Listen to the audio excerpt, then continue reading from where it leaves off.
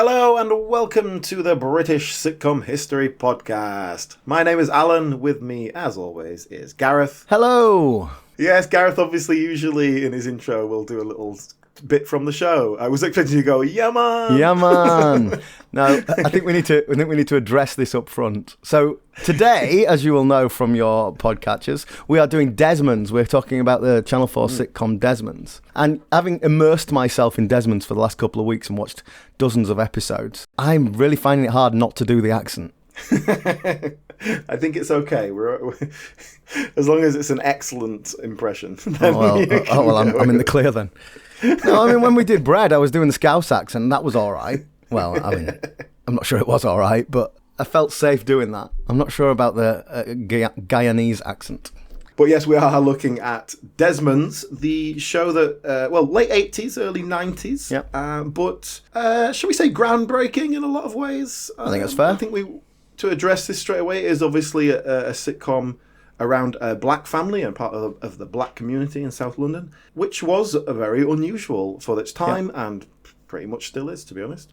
But it made a big splash on that basis. But it has a lot more to offer than just that, and we'll sort of go into all that. Yeah, I think that's a good point. Let's just address this up front. So we are going to obviously talk about the context of this mostly black cast and mostly black creative team. And we will talk about that, but I don't want to lose sight of the fact that it is a funny sitcom. And it was very funny. I have memories of this from my childhood. I remember it being on. I remember it being a thing. But when coming back to watch it, I really enjoyed it. I've watched 71 episodes of it recently, and I've definitely burnt myself out, as I always do. But at first, when I was first watching it, I was like, this is very, very funny. I'm really enjoying it. So this has been quite a nice one for me. I agree with that, Alan. I was a teenager when this was on originally, and frankly, I didn't watch it. I'd never seen an episode of this before last month, and I can't really give you a reason for that. It just wasn't. I was going to say it wasn't on my radar, but like you, I was aware of it because it was a thing. It was a cultural thing, wasn't it? Yeah. But no, I never saw an episode of Desmond's. But like you, I really enjoyed it. I thought it was nice. It's not. We're talking about it being culturally groundbreaking. As a comedy, it's not really. It's just a nice sort of gentle family comedy. But it's great. It's nice. It was nice to spend time with the characters. Yeah. So let me do some sort of basic numbers for you here. Yeah. It ran for 6 series. First series, 6 episodes. We're used to that. And then the following series, pretty much one a year. The following series were all 13 episodes, which is quite a lot. But this is Channel 4, not a BBC product. 71 episodes altogether over about 5 years. Nearly 6 years. And that is a lot. It is, in fact, that's the most episodes for any Channel 4 sitcom ever. Wow. Just slightly beating out Peep Show. So Peep Show ran for longer, but fewer episodes altogether. I see. That's a good stat. That's a good Britcom pod stat. Yes, and it was followed up by 2 series, 12 episodes total, of Pork Pie as a sequel, which we'll talk about that towards the end, I think, as a bit of a sort of legacy element of the show. So we'll obviously be going through a specific episode, as we always do. Mm-hmm. It's going to be one from series 4. It's for people who are watching along. It's series 4, episode 5, Calypso. So we will get into that episode. Do you want to give us a bit of background on Desmond's first and sort of how it came about? We kind of know, Channel 4 had a remit to bring in more multicultural type of programming. So, but tell us a little bit about the creative team behind it. Yes, well, you say that very specifically about Channel 4. Channel 4 had a commissioning editor of multicultural programming in the 80s, and that was Farrokh Dhondy. And Farrokh Dhondy was one of the creators of Tandoori Nights, which is a sort of Asian sitcom that was based in Birmingham, I think. That's an unusual one because it's not done in front of an audience. It's kind of just single camera stuff, no laugh track or anything like that.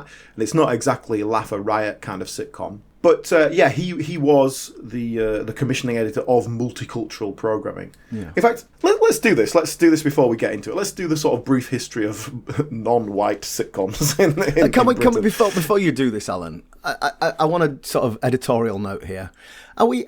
When you first suggested we do Desmond's, I was really interested, but I was a little worried. I remember saying, "Are we equipped to talk about this?" Guyanese people in South London. But like I said, we talked about Scousers in Bread, so I guess we can. Yeah. What do we know about being a rag and bone man? Exactly. Yeah. But yeah, I guess I just want to give a disclaimer up front that if we say anything that's culturally ignorant, and then I apologise in advance for it. We are who we are. Well, I'll tell you what, Trix Worrell, who is the writer of Desmond's and creator, he has stated publicly in interviews, I didn't write Desmond's for black people, I wrote it for white people. It was a way of saying, look, this is who we are, we have our culture, we have our community, we're just like you, we're normal people. Yeah. It wasn't supposed to be for a niche black audience, or even a niche Guyanese audience, or a South London audience. It was supposed to be, and is, this very wide-ranging family sitcom. Mm-hmm. And you know what, the one thing that I really took from it in terms of identifying with it was that generational clash.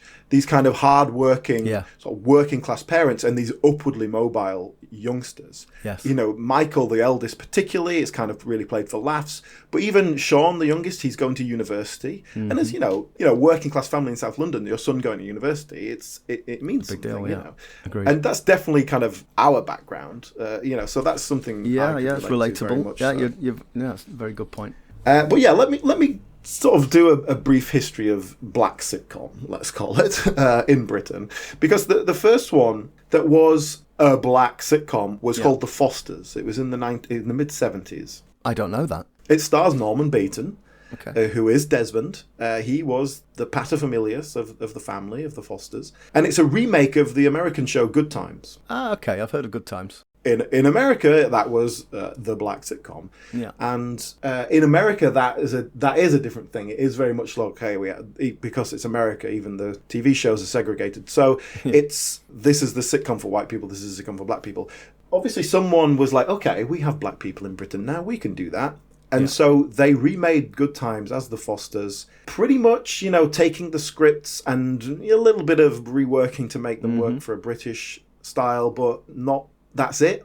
So not comedically changed, just sort of linguistically changed. Yeah. And I think that's probably why it didn't really catch on very well. It did a couple of series. But it was notable, even so. And notable because Norman Beaton was the father. Carmen Munroe, who plays Shirley, Desmond's wife in Desmond's, she was in it as a regular character. Okay. And a very young Lenny Henry was playing one of the younger generation of the family. I'm really surprised I haven't heard of this then. Yeah, there you go. Cultural history exactly. being deleted. Exactly. Yeah. But it didn't prove to be a great success by any means. But it's not a coincidence that you're seeing the likes of Norman Beaton and Carmen Munroe cropping up again, because we will talk about them later, but they were at the forefront of theatre and actors, so they were very much in demand. And to get to the next step, I want to talk about Humphrey Barkley. Yeah, he's the producer. He is the producer. You'll have seen the title card at the end, Humphrey Barkley Productions. He is a producer, and he is a very much exactly what you'd expect kind of background. Public school, Cambridge, BBC. And this is in the 60s. He was born in 1941, so he's coming up through, radio and TV in the 60s. Right. He's rubbing shoulders with the likes of the Goodies, the Monty Python people.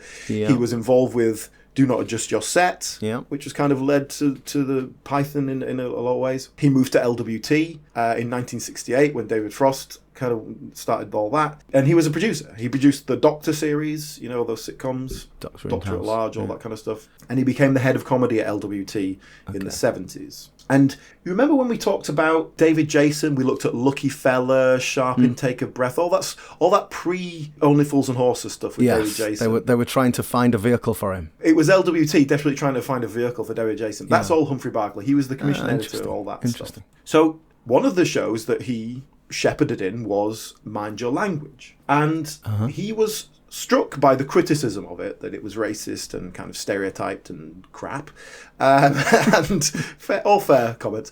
But apparently he really took this to heart, because he then seemed to make a very conscious effort to address that. Right. And he commissioned, so this was for LGBT, but it went out on Channel 4, No Problem, in 1983. Now remember we talked about this briefly. When we were talking about early Channel 4 sitcoms. Yes. So No Problem was a sitcom. It's about, the first generation immigrant couple. They go back to the Caribbean, leaving their now adult children sort of in London, and there's that they've been brought up in London, etc. Again, it wasn't like hugely successful or anything. It ran for a couple of years, but it comes at that time, the mid-80s, and then I say like we now have a commissioning editor of multicultural programming at Channel 4.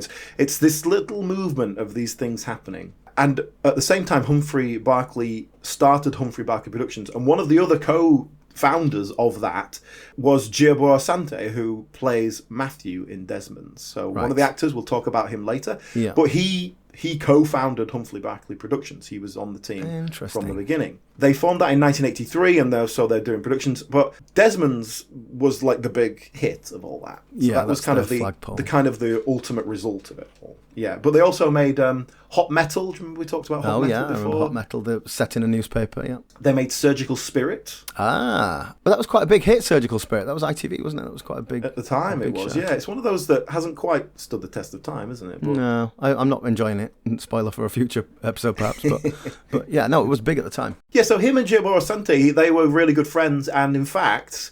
Humphrey Barkley, this is just one of those weird little tidbits of information I came across. But Giacomo Asante was from, we'll talk about him in more detail later, but he was from Ghana, and he was from a specific, tribe. I don't know quite what I think that's an acceptable word. Yeah, and Humphrey Barkley is now a chief of that tribe. He was sort of like an honorary chief, and kind of helps raise money for stuff and all that sort of stuff. But yeah, you look at Humphrey Barkley, and you wouldn't look at him and think, oh, I bet he's at the vanguard of black community television. Yeah, so he's like a classic English public school boy. Yeah, exactly. Yeah. That's really interesting. That it sort of feels like a redemption arc after Mind Your Language, doesn't it? Yeah, I don't know if it's quite that dramatic, but yeah, I think it's along those lines. I think he's just sort of like, fair enough. I see what you're saying, and I think you're right. I'm going to do something about it. Good. Yeah, which is nice. Speaking of No Problem there, the creatives there, the actors, they were taken from the Black Theatre Cooperative, which, you can guess what that means. It was a Black Theatre Cooperative. But one of the founders of Black Theatre Cooperative was Charlie Hanson, and he is also one of the producers of Desmond's. And he is also, a white producer. Okay. But I think that's what it was at this time. There weren't any black producers. There weren't black people in the industry. So you had to have the white people who would kind of go, oh, yeah, we should do that and bring people in. Sure. And I'm sure it's not quite as bad now as it once was, but I dare say it's I think things have changed considerably. I'm not saying the problem is fixed, but I think things have changed a lot. But Charlie Hanson, has got a very long pedigree as well. He this stuff in the 80s, but then he went on to produce basically everything Ricky Gervais has done post The Office. He's done all that. He has also recently been cancelled, so we won't get into it too much. But that's what you get for working with Ricky Gervais, I suppose. Not directly because of that, but yeah. That was kind of my brief history there. Because Desmond's is very much the kind of climax of this effort in the 80s by Channel 4, if no one else, to make more representational programming. Yeah. And, I think we can all agree it was a big success on that level. And we'll talk about this a bit more, I think, as well. But Desmond's does not try and deal with racial issues particularly. There's occasional kind of passing thing. But that's not what it's about, and it's a deliberate choice to not make it kind of message programming. There were a couple of bits. One where Sean, the youngest son, his mum catches him sort of going out with a knife, which I thought was quite interesting. But even then, that wasn't played like she took it off him and told him off. It wasn't like we were addressing knife crime in capital letters, One thing I noticed was one of the characters called Lee, who's a bit of a flash geezer. Yeah. He says he's getting a new car, and they're like, oh, you're getting rid of the Beamer, what's wrong? And he's like, oh, I keep getting pulled over by the old Bill, don't I? Yeah. And that's it. It's just casually glanced over, but he's a black man driving a fancy car, so he gets pulled over all the time, and so he can't be bothered with it. But it wasn't like it wasn't addressed. It was just like, this is our life. This is what we have to deal with. Yeah, but I think as a sitcom, it is low peril. It is, it's not dealing with the big issues, and that's fine. So I think you're right. I think this isn't an attempt to. It's not message TV, is it? It's a family sitcom. Yeah, and I like it. I like it for that. Yeah. I will say it wouldn't have hurt to occasionally address it a little bit more directly. My overall thoughts on Desmond's, I find it a bit blunt. by which I mean not very incisive. It's not just like, oh, we're going out of our way to not say anything about race. It's not saying anything. It doesn't really.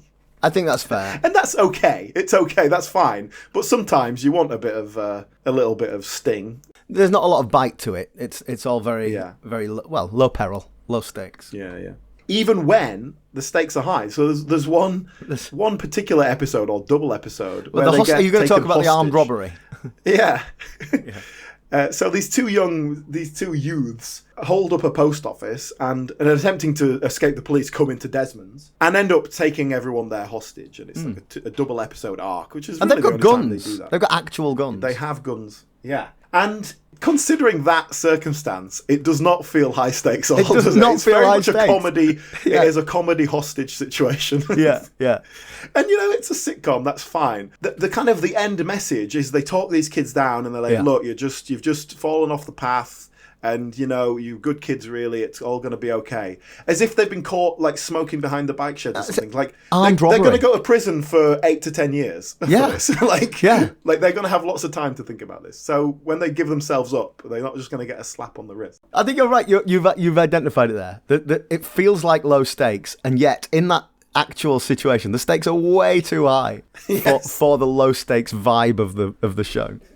And there are the odd episodes like that are just like suddenly go completely wild card on you. There are some very odd episodes. There's a whole kind of weird murder mystery-esque episode as well, which is I remember that just to speak of the writing, Trix Worrell wrote all the first 2 series. Yeah. And then in the later series, we start to have other writers coming in.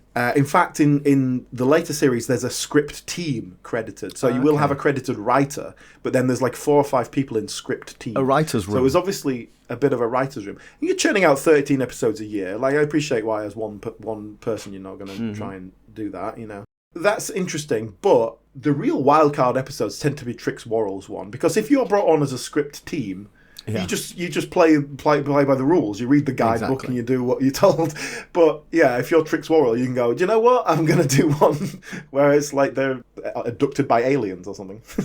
They don't do that, but let's talk about Trix Worrell later. But I find the writing very interesting because it is just gloriously inconsistent, I think.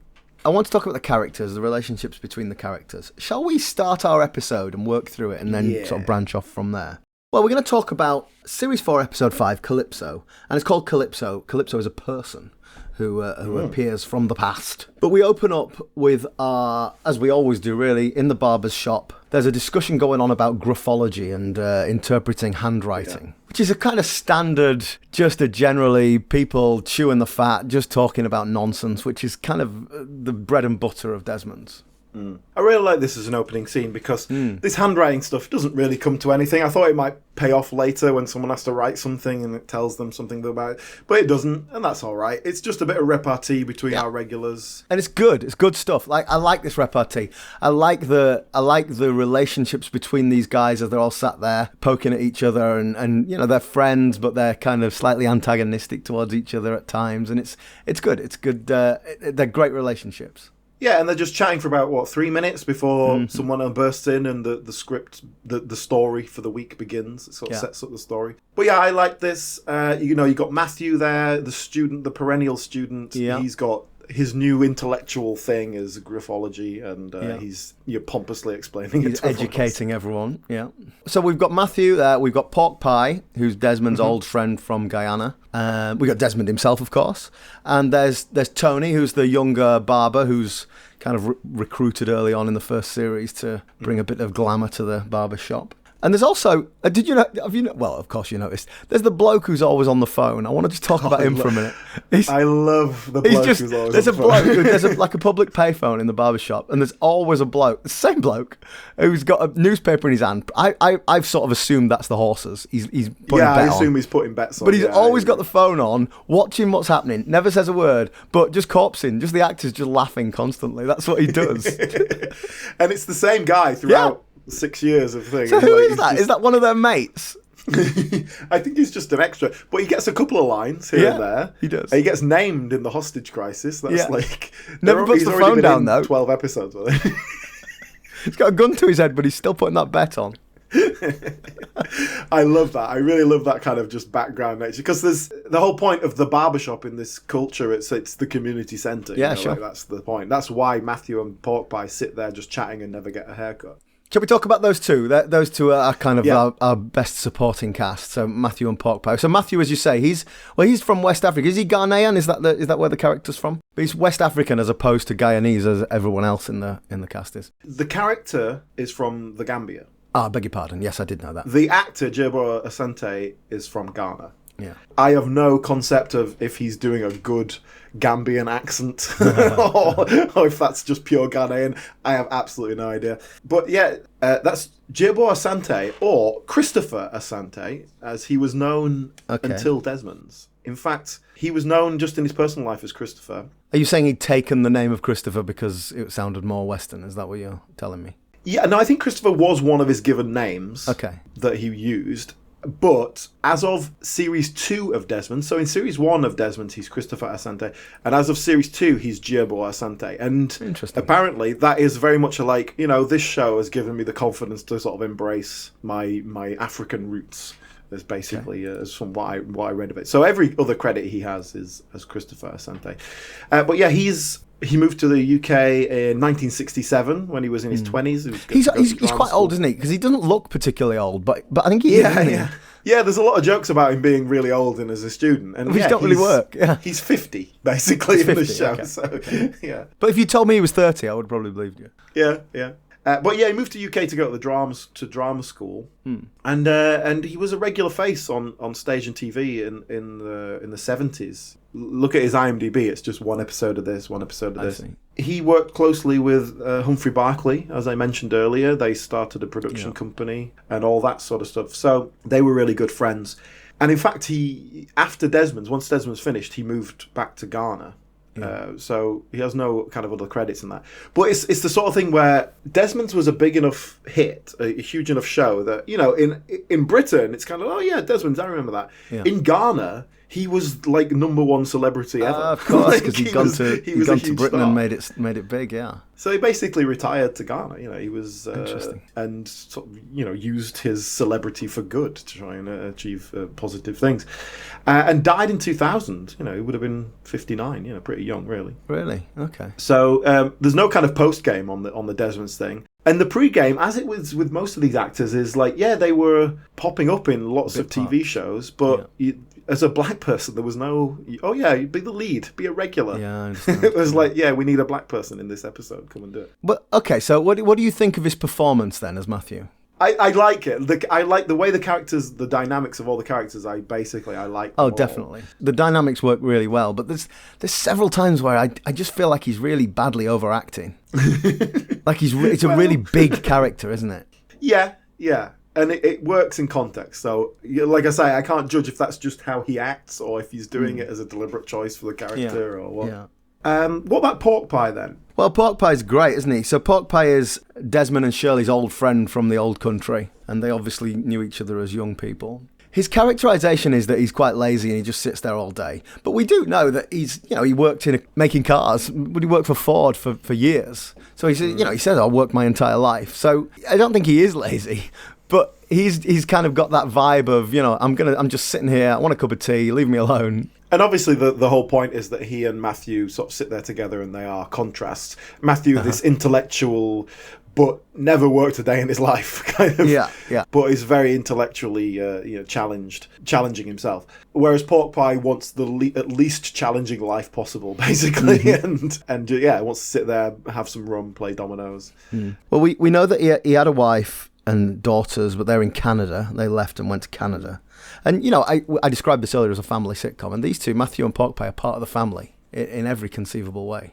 Yeah, definitely. Pork Pie particularly. I mean, Pork Pie is Uncle Pork Pie in all but blood, and he's watched these children be raised, certainly. And the idea is that he and Desmond have been friends since probably childhood, but certainly youth.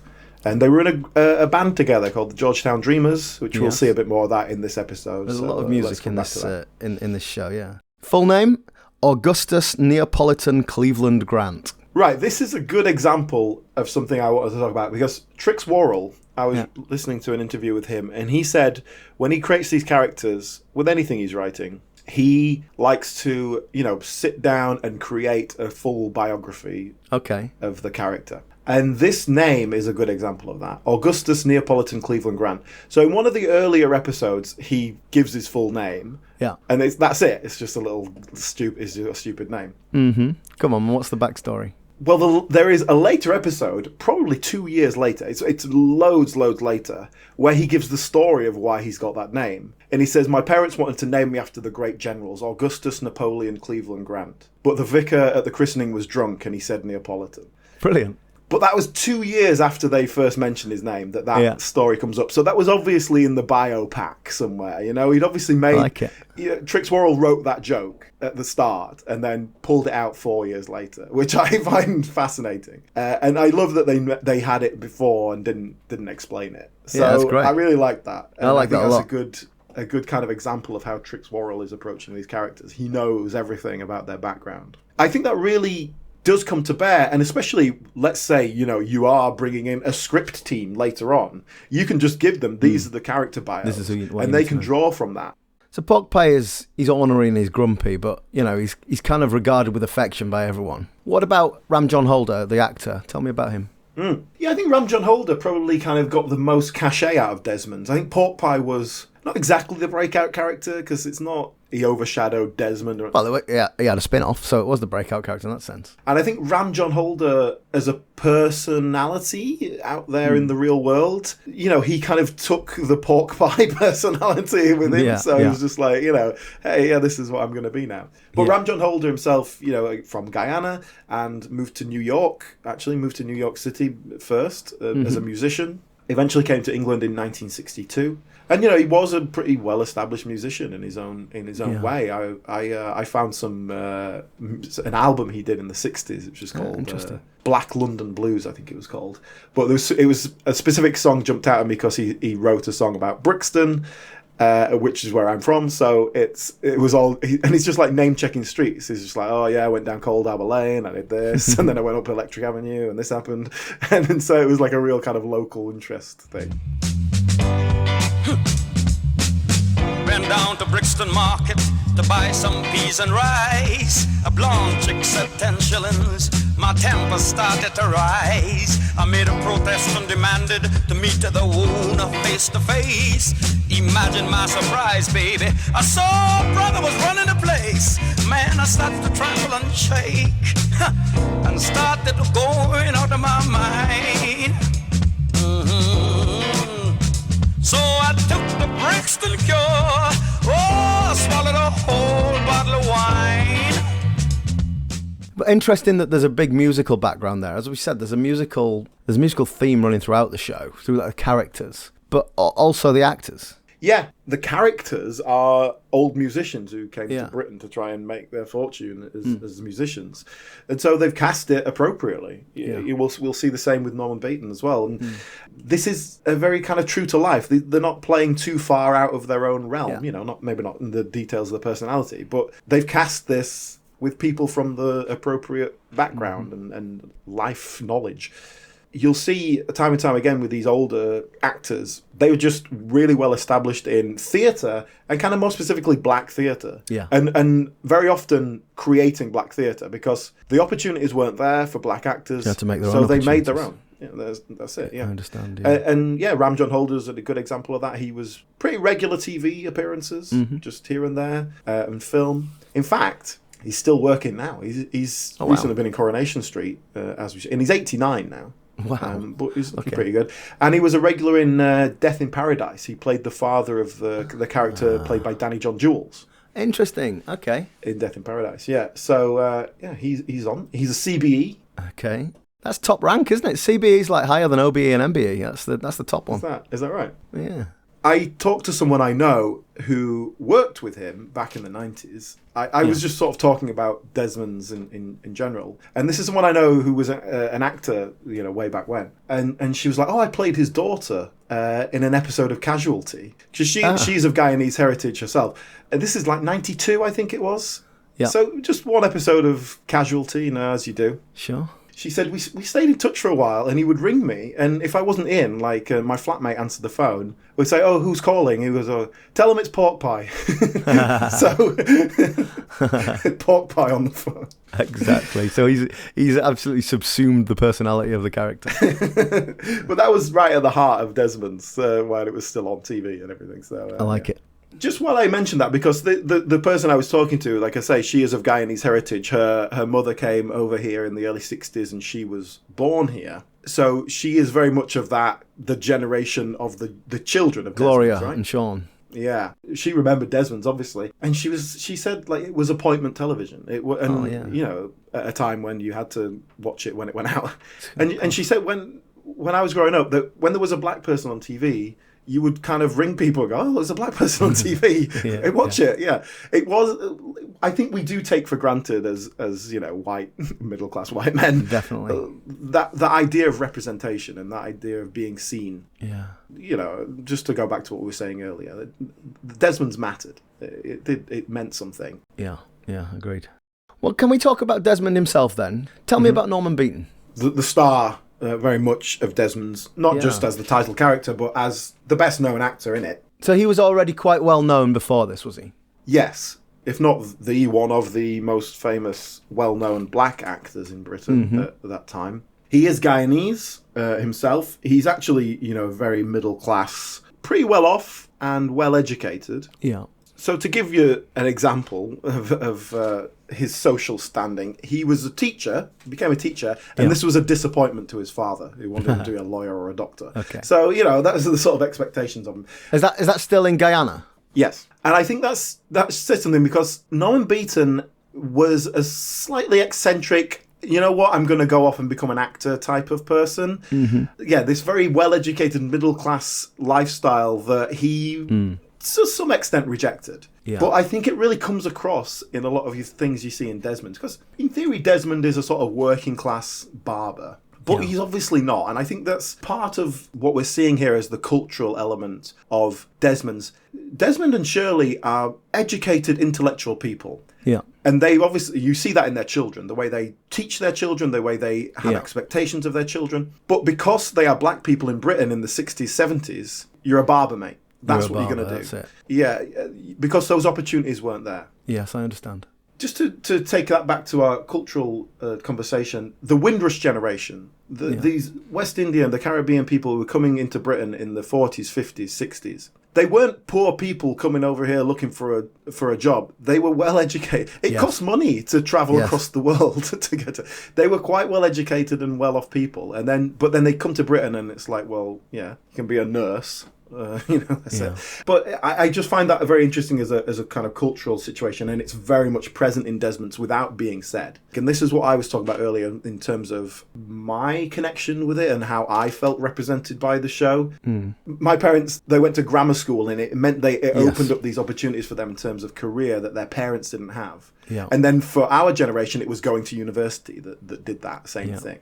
And those expectations from your parents and all that sort of thing. And Norman Beaton kind of fits into that. He, like I say, he was a teacher, but a bit of a... I want to say he's a bit of a bohemian dropout, you know, like, I'm not going to stay on the rat race. I'm going to be an artist, man. I'm going to make music and sing Calypso and write plays. And so he started writing plays while working as a teacher and was sort of getting involved in theatre. And started acting because he was writing a play and someone dropped out last minute, but he was the one who knew the play best, so he stepped in and played the part. And the rest is history. You know, that's how it started. He didn't particularly want to be an actor. Yeah, again, just working very consistently throughout the 70s and 80s. He was the artistic director of the Black Theatre of Brixton in the 70s, which was one of the early groundbreaking black theatres, again. But Desmond's obviously brought him recognition at a totally different level. And I was reading this interview of someone who went to kind of interview him in the early 90s, right in the midst of his fame, and he'd like bought a big house and a Bentley, and he had someone driving him around. And I think, you know, he got some money and he was just like, great, I finally get to live the life I always wanted. So I quite like that. But there's a lot of that in Desmond, isn't there? You know, this idea of he used to be a singer, and like you say, you know, he's working class, but he's running his own business. You know, he's not working in the factory like Pork Pie did. You know, he's made something of himself. He's an entrepreneur. There is this nice contrast between the Desmonds we get, who is generally quite a crotchety old man, you know, and this idea of him when he was younger. He was playing the trumpet in the Georgetown Dreamers, and he was a sexy young Jazzy D, you know. That's what they called him. And you get these little flashes of it, but he is now just a kind of slightly... But then this comes back to the fact that it's a family sitcom, and you know he's playing that classic sitcom dad. You know he's a slightly put upon dad. He's a slightly henpecked husband, but occasionally stamps his foot and tries to assert his authorities. He's fighting against the dying of the light, you know, of his manhood. You know, that's a classic. He's George from George and Mildred. You know. Yeah. I really like the family. In fact, the relationships between everyone in the show work really well. It feels like a really genuine affection between them. And from what I understand, from things I've heard of the people there, it was. Everyone got on really well. The atmosphere on set was really good. But the family dynamic particularly, like the way that Gloria and Sean will bicker with each other, that brother-sister dynamic, was really good. In fact, this has only just occurred to me now, but our family dynamic is me and my sister. My sister's 2 years older, and then you are sort of quite a bit older and sort of moved out Michael. While we were teenagers. Yeah, and you've gone off to find your fortune in Yeah, you're absolutely right. In phones. That's only just occurred to me now, but perhaps that's why I look at this family dynamic and go, oh yeah, I really believe this. Yeah, but I think it's down to the characters and the actors playing them as well. And yeah, Pork Pie and Matthew there, Lee comes in, all that sort of thing. Well, even Lee let's talk about Lee, because he comes in our scene here.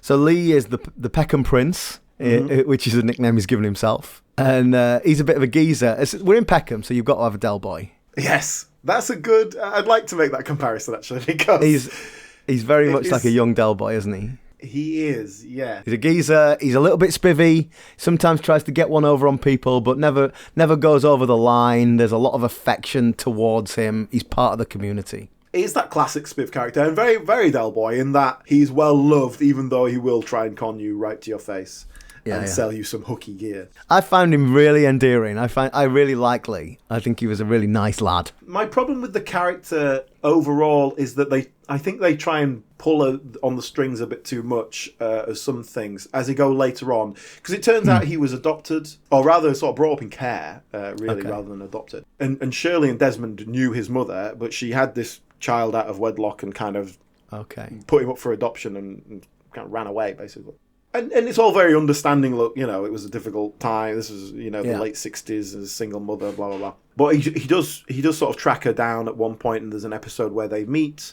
Oh, I didn't see this one. It kind of lacks the emotional impact that should have. It just. That's what we were saying earlier about they're sort of playing at the big issues, not really tackling them. And the idea that Desmond and Shirley have really kind of kept an eye on him when he was in care, and he was almost a brother to their children, and right. And, you know, that explains why he's part of that community and why he's there, but also perhaps why he's a little bit more of a sort of self-focused entrepreneur, kind of I'm my own, you can only rely on yourself kind of thing. Yeah. Yeah, it never just quite gets the bite that it needs. I think that's what we were saying earlier. But he's a nice extra character to have. I will say, overall in Desmond's, it's quite a big ensemble cast, ultimately, once they establish everyone. And I think they do a really nice job of managing that and not having to go, oh, we need to do the Lee bit. Here's 2 minutes with Lee. Like the allo problem. Yeah, exactly. I think they're really good at managing that. But in the last series, particularly, the children, Sean and Gloria, there's usually one or the other is missing in any given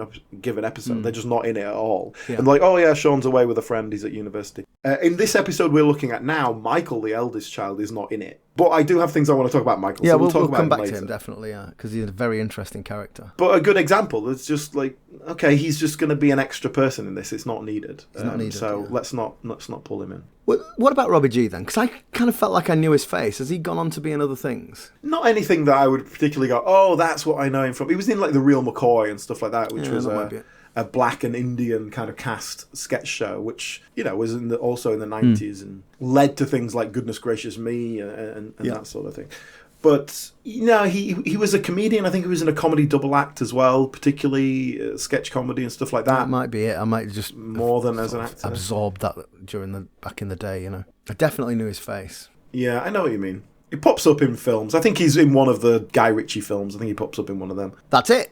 That's it. He's in one of the Guy Ritchie films. That's where I know him from. I can't remember which one. It doesn't matter which one because they're all the same. But yeah, that is exactly it. Let's go back to our opening scene here. So we're in the barber shop and we're talking about handwriting. Beverly and Shirley come in, all excited. So let's talk about Shirley first of all. So this is the matriarch of the family. You know, I think she is a great character. Mm-hmm. You know, if Desmond is that classic put upon father, then Shirley is the classic eye-rolling matriarch, you know, having to put up with all these idiots around her. Yeah, pretty classic strong woman. Like I said, the dynamic between her and Desmond is great. She lets him play the boss as long as he understands that she's in charge, ultimately. They obviously have a great deal of affection and respect for each other as well. They listen to each other's opinions. And more so, Desmond has to be kind of told, no, listen to what I'm saying. Yes. You will listen to me. And then he kind of goes, yeah. Okay, but he does. Yeah, he does. Yeah. He knows. Yeah. But not just because he's downtrodden, because he recognises that she's right. Yeah, absolutely. And he's being hot-tempered or whatever. I think the relationship between them is great. It's not perfect. It's flawed in many ways, but they've worked out a partnership. And very believable. And yeah, it's very real, very real. The one real kind of rift that comes here, and this runs through the show and is very central to their relationship, although it's not something that gets brought up that often. Desmond's dream is to go back to Guyana. He's going to build a house in Guyana and go back there. And the whole point was, let's go to Britain for a few years, earn some money, and then we can build a house. And then you come to Britain and the opportunities aren't quite what you thought. But he's still got that dream, and Shirley has not. And Shirley, and in some episodes, very definitely states, not necessarily to him, I am not going back to Guyana. Yeah. My family and my children are here. The children are never going to go to Guyana to live. They have no culture. They're not of that culture. They are aware of it. You know, it's their background. But they are British and they are going to live in Britain. Desmond, his only kind of goal in life is to build this house in Guyana and go back there.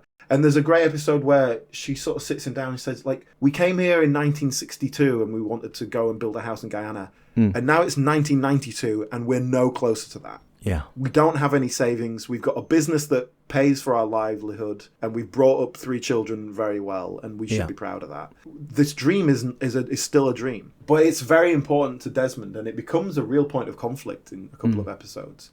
And Carmen Munroe, she is Guyanese, and she came to Britain in the early 50s when she was a young woman. Yeah. Got a job in an office or something, you know, just a pretty standard, you know, story. Started getting into acting. Again, another one, established herself more in theatre than anything, so played roles in some pretty major West End shows. You know, she was a pretty significant actor of note. Yeah. And very much like our other lead older actors here, real part of developing black theatre in Britain. She was in The Fosters as a regular character in that, in Sitcom. She was also in Mixed Blessings. I don't know that. Mixed Blessings is about a young white man and black woman in Britain who want to get married. They're a couple and they want to get married. And so, obviously, the comedy comes from their families and the cultural kind of clash of that.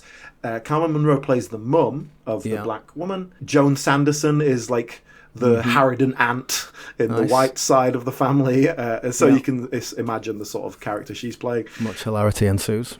That clash, yeah. And Carmen Munroe was still working pretty regularly. She's in her 90s now, but was working at least a few years ago. I'm not sure what she's doing now. And she's become a bit of a grand old dame of theatre. She's not a dame. She is OBE. But only OBE. But yeah, she's the sort of a handbag. She's playing those kind of roles nowadays. Okay, so back to our episode. Shirley and Beverly come in. Can we talk about Beverly? Beverly's a weird character. I did not like Beverly. She's the sort of broadest character in the whole series. I hate Beverly. Yeah, good. So do I. Now, the woman who plays Beverly is not an actress. Is she like a famous Guyanese comedian or something? Because she ain't an actor. I thought that it's exactly the type of broad character comedy that Desmond's isn't. Yeah. We're talking about these characters and how Norman Beaton, Ram John Holder, all these, they have the same background these characters have. There's a great kind of verisimilitude, let's say. And Beverly is just it's the Mrs. Brown's Boys, it's the Citizen Khan, it's someone playing a character that they know. It's like, oh, this was what my uncle was like. This It's is what my caricature. grandma was like. And it feels like a real caricature. Joanne Maynard, from what I can tell, she's not a lot of information there, but I think she was about early 40s at this time. So she is playing older, and that she's made does up. seem apparent. She's the Guyanese Carolina Hearn. She's doing the voice. I don't know. It's not a very good accent to my ear. Yes, what's wrong with you? There's a lot of colds and flus going around this time of year. Some say, like the doctor just now, that there is a particular strain of Egyptian flu caused by freak weather conditions that blow Egyptian sand in the south of England. What is the world coming to when you get Egyptians in your back garden? But it feels like someone doing like their mum's accent. It's like, I know how to do this accent. But it's like when I do a broad Yorkshire accent, it's just some ridiculous over the top kind of caricature. So Joan Maynard was an actor, but definitely more of a theatre actor. Not a lot of TV credits, but really quite a lot of theatre stuff, and was a big part of Black British theatre. She was part of the Black Theatre Cooperative that we mentioned earlier that Charlie Hanson was part of. I think it's the same people there. But I know exactly what you mean. You get the feeling of it. This is a comic who's been brought in to play a character. I know exactly what you mean. It's so jarring, isn't it? It's really jarring, yeah.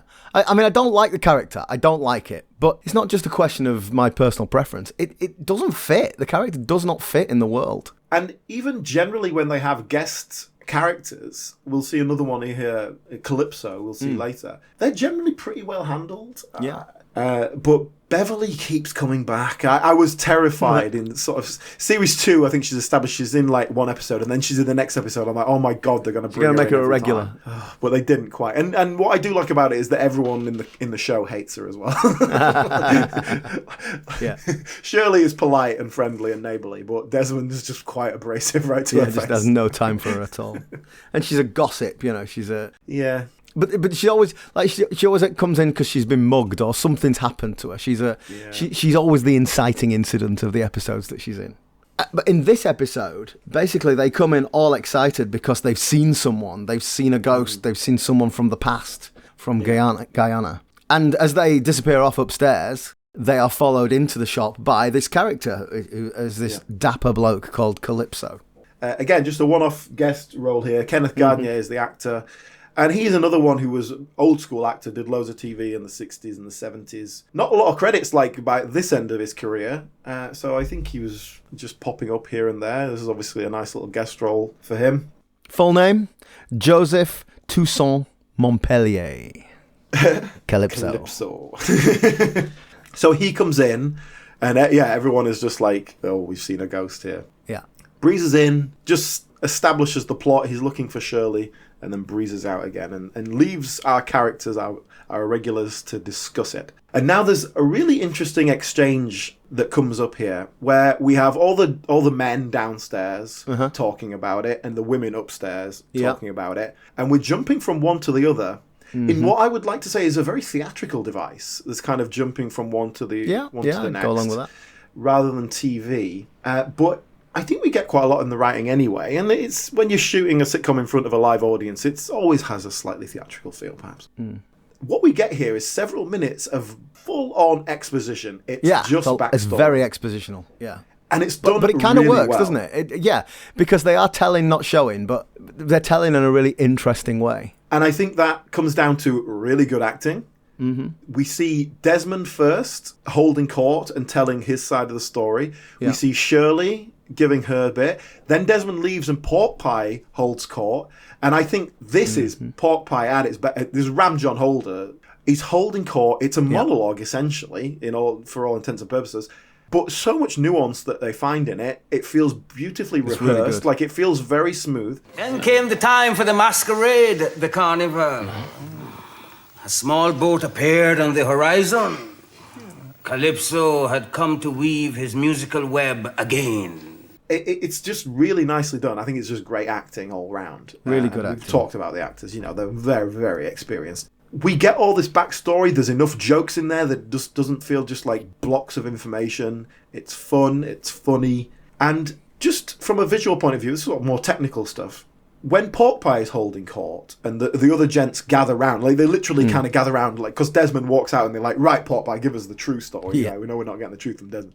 And they frame it so that they're shooting between the heads, two men's heads, the back of their heads, and Pork Pie is sort of framed in between. I noticed this. And like that doesn't happen by accident. That's very specific. The actors had to kind of shuffle to the side slightly to make room for it.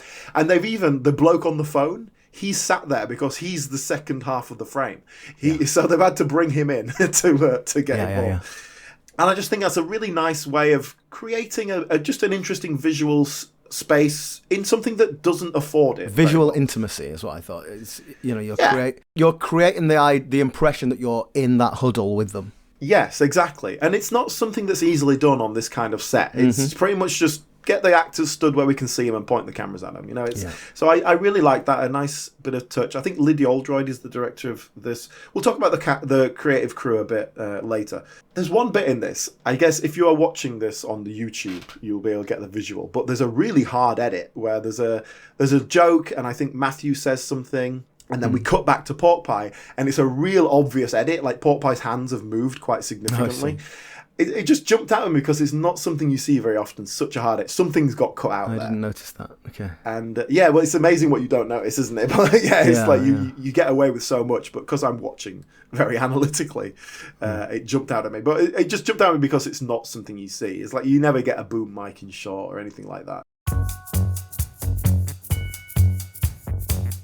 Well, that's all we have time for right now, I'm afraid. But do come back next week because we'll have even more on Desmond. We'll finish our episode. We'll be looking at the writer Trix Worrell in a bit more detail. We'll be looking at Pork Pie, the sequel that came just after Desmond. We'll look at that as well. And all sorts of other background information. So do come back then. In the meantime, please do get in touch. We're on Instagram at BritcomPod. We're on Facebook, a nice active Facebook group actually. I think it might be coming back. You never know, do you? We are not currently on Twitter for all the obvious reasons, but maybe that'll come back one day as well. Who knows? All right, that's it. We will see you next time.